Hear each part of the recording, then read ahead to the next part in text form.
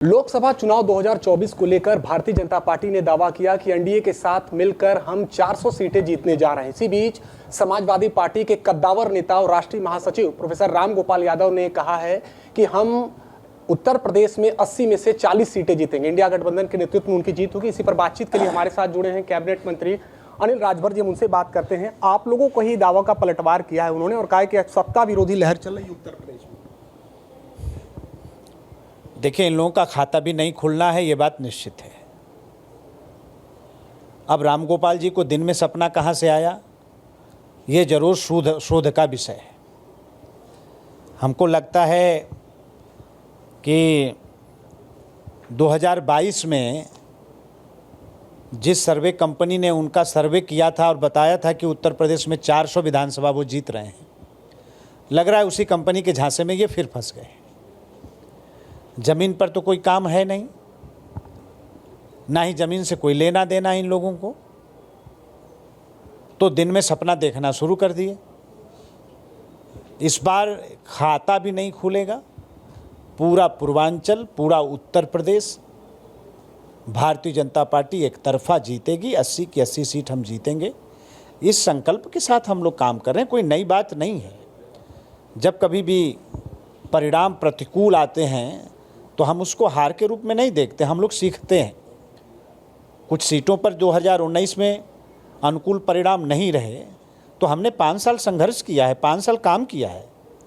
दिल्ली की सरकार, उत्तर प्रदेश की सरकार ने जनता की सेवा की है, संगठन ने रात दिन परिश्रम किया है और उस आधार पर हम लोग कहना चाहते हैं कि कहीं किसी प्रकार की परेशानी नहीं है। पूरा उत्तर प्रदेश हम जीतने जा रहे हैं। अनिल जी, कल एक बड़ी जनसभा के दौरान जिसमें इंडिया गठबंधन के भी बड़े नेता मौजूद थे, राहुल गांधी ने न केवल प्रधानमंत्री को एक मुखौटा बताया बल्कि उनका ये कहना था कि हमारी लड़ाई हिंदू धर्म की शक्ति से है।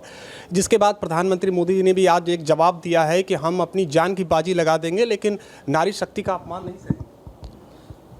देखिए, क्या है कि राहुल गांधी के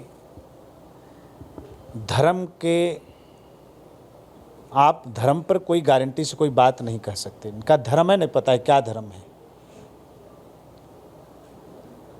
उनके सहयोगी कोई चिट पकड़ा देते हैं, वही वो बोलते रहते हैं टेप रिकॉर्डर की तरह। खुद कोई नॉलेज नहीं है, कोई ज्ञान नहीं है।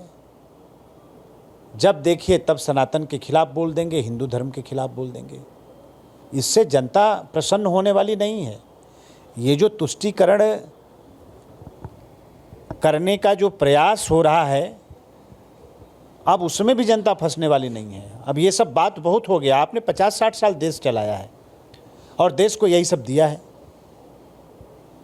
अब भारत की जनता भारत को विकसित देखना चाहती है, लोग आत्मनिर्भर बनना चाहते हैं और इसीलिए माननीय प्रधानमंत्री जी के साथ रात दिन जनता इंतज़ार कर रही है कि कब पहली तारीख आ जाए, कब 20 तारीख आ जाए, कब 25 तारीख आ जाए, कब हमें मतदान करने का अवसर मिल जाए, हम अपना वोट देकर अपने प्रधान सेवक को तीसरी बार देश का प्रधानमंत्री बना दें।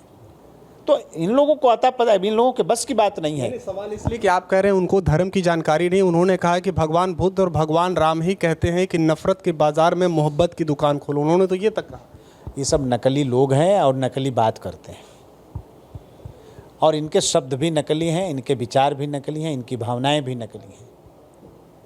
इनको आज कुछ नहीं मिल रहा है तो मुस्लिम के बीच में जाते हैं तो कुछ और कहते हैं, हिंदू के बीच में जाते हैं तो कुछ और कहते हैं। अब इन बातों से जनता ऊब चुकी है। जनता विकास की बात सुनना चाहती है, ये बात उनको समझ में नहीं आती। आपकी पार्टी के विचारधारा को ही मानने वाले कुछ लोगों ने बनारस के अलग अलग जगहों पर पोस्टर लगाए, यहाँ तक कि प्रधानमंत्री जी को निर्विरोध जीतने तक क्या उन लोगों ने दावा कर दिया कि अब कोई टक्कर नहीं है। भाई, ये माना जा रहा है कि अजय राय फिर से यहाँ से चुनाव लड़ सकते हैं 2024 में। क्या मानते हैं? नहीं, डेमोक्रेसी में मैं नहीं समझता कि किसी साथी ने उत्साहवश इस तरह की बात कही होगी, लेकिन मेरा ये मानना है कि डेमोक्रेसी है, सबकी अपने अलग अलग पार्टियां हैं, अलग अलग विचारधाराएं हैं, लोग अपने तरीके से काम करते हैं, तो लोग आएंगे और हम लोग इसकी परवाह नहीं करते। और चुनाव के जंग में हम लोग जाके लड़के जीत के आना चाहते हैं। तो पार्टियां लड़ेंगी, मैं नहीं मानता है इस तरह की बातों को। पार्टियां लड़ेंगी, लड़ें, हमारी जीत सुनिश्चित है, बड़े अंतर से जीतेंगे, ऐतिहासिक वोटों से जीतेंगे, ये हम जरूर कहना चाहते हैं। अंतिम सवाल नहीं इसलिए है कि कांग्रेस प्रदेश अध्यक्ष का दावा है कि जनता बैठी है जवाब देने के लिए और उनका नाम चल रहा है कि नहीं कहीं ना कहीं वो वाराणसी से लड़ सकते हैं। तो सवाल यही था कि वो क्या लगता है कितनी बड़ी चुनौती? कुछ नहीं है, एक आध 2 पार्षद जितना वोट पाते हैं उतना वोट पाएंगे, कहीं पता नहीं लगेगा। वैसे में देखना होगा कि 4 जून को आने वाले परिणाम में जनता का आशीर्वाद किसे मिलता है।